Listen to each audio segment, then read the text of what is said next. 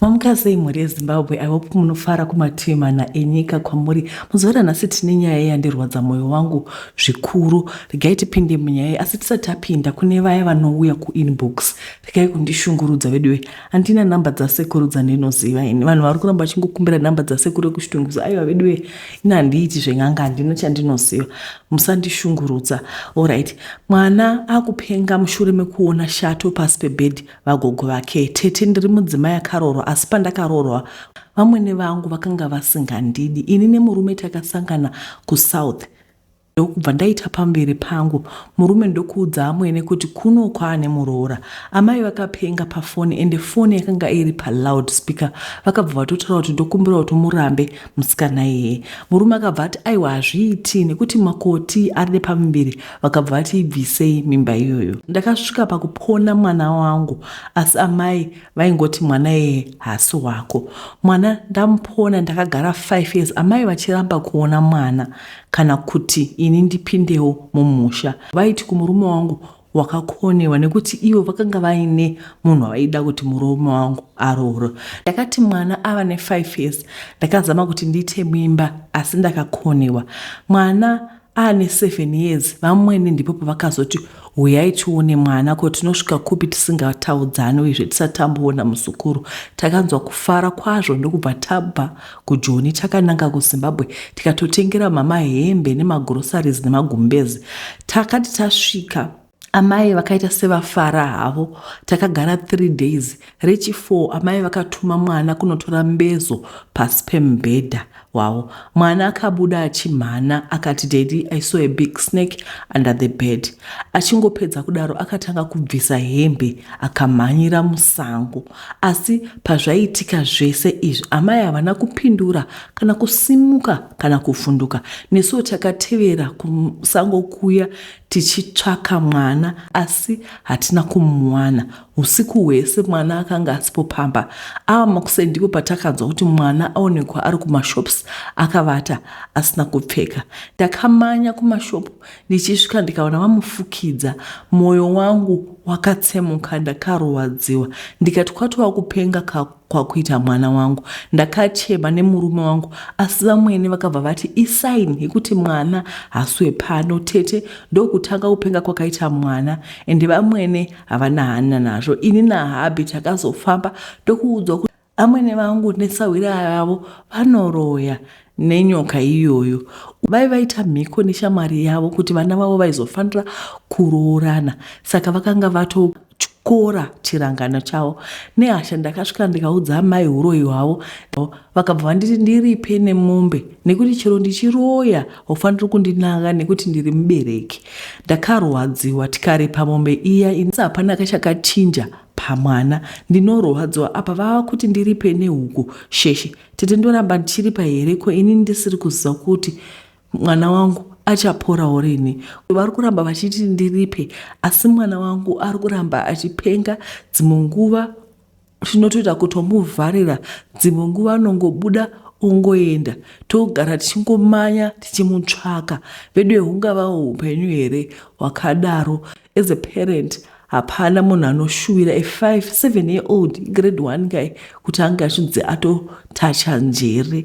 Veduweka Mwari ngatibatsirewo. Pandibata pekuti mwanakomana akati mama ndaane mudzimai kuno, ndokubva mama watoti murambe.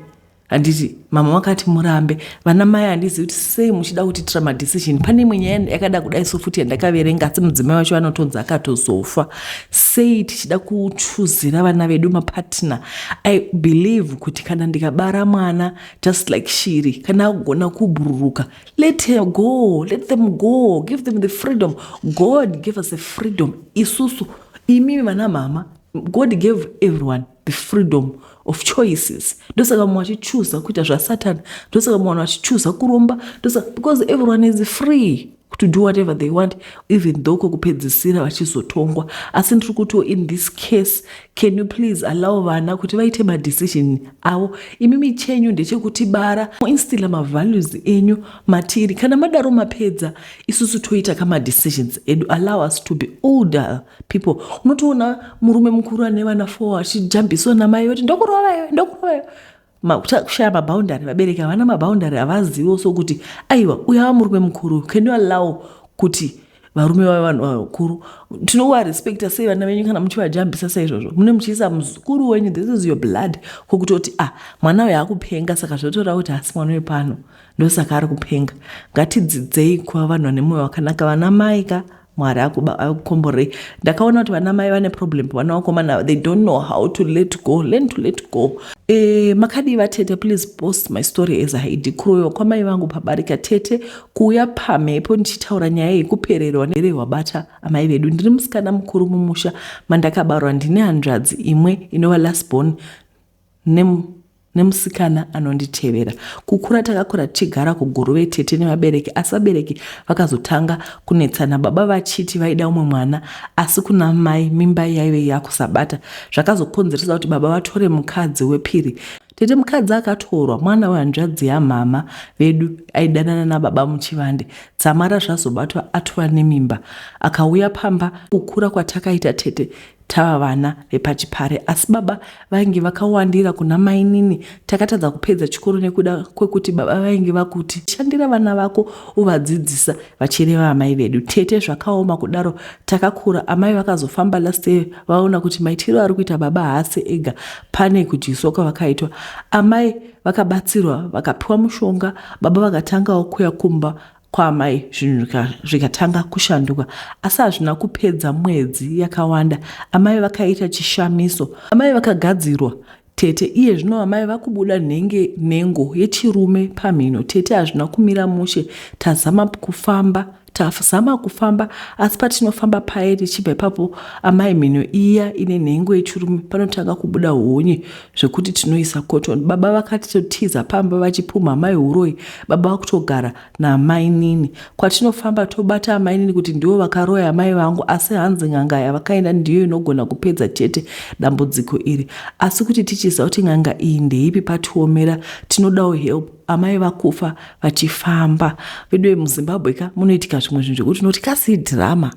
Kana wewe uchazoisa vatete vako nhengo yemurume, whatever growth iri kubuda pamhino iyoyo, what is that? For the why? Wakavatorera murume wavo.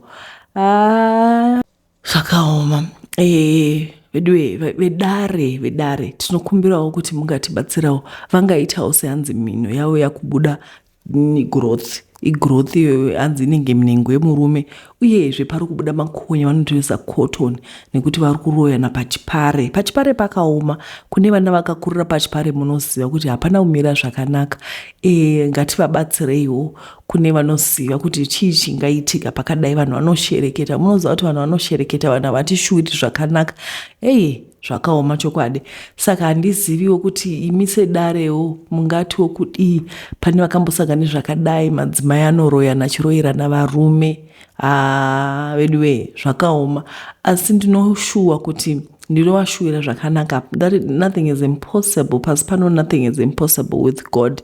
Ndinoziva kuti kana once a problem shared is a problem solved. Kana tatoshare nyaya nemi kudai, aiwa zvatogadzirisika. Tinovimba kuti muchasiya macomment section. Uye nezuva rakanaka nasema video 3 yatiri kuisa, pane inotevera yemusatanisti. Haina kumira zvakanaka.